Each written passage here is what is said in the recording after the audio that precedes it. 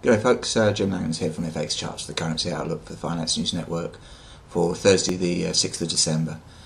Well, the Euro's a little bit lower today, weighed down in part by a rather disappointing Spanish bond auction, and so the Euro, having attempted to head higher, had the wind taken out of its sails, and it got up to 131 and a quarter, but it dropped back to 130.60 when Spain didn't get to sell their full allocation, and it's now pretty much unchanged on the day.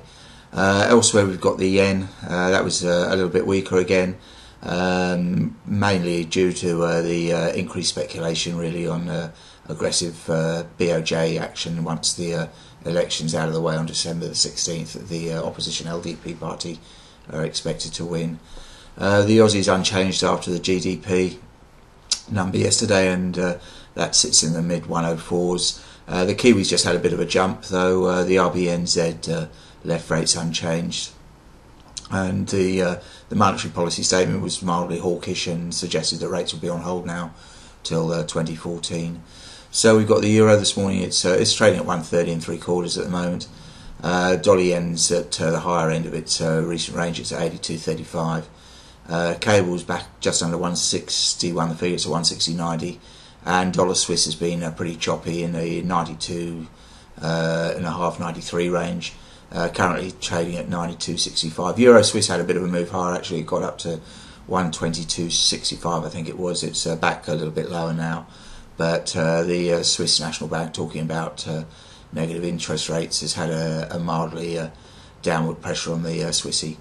The Aussie's at 104.55, and the Kiwis a little bit higher. That's at 82.80. It's been up to 82.93 after the RBNZ announcement. We're currently sitting just below that.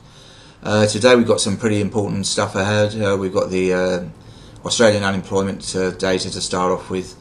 The rates, it's expected to increase mildly to 5.5%, with jobs creation being flat. And then once Europe get in, we've got interest rate announcements from both the ECB and the Bank of England. Neither are expected to make any changes there, but we'll have to wait and see on that one. And then, of course, tomorrow we've got the non-farm payroll numbers coming out of the States, where the unemployment rate's expected to hold steady at 9.7, and job creation expected to be around 93,000, although today's ADP private sector employment data was slightly weaker than expected. So that's really about it. If you do want a more comprehensive outlook on the market, go to the website as usual, www.fxcharts.com.au. And that aside, please just remember that any outlook mentioned here is a personal view only, not intended to be used as trading advice. So that's all for today. Have a very good one, and we'll talk to you tomorrow. Cheers.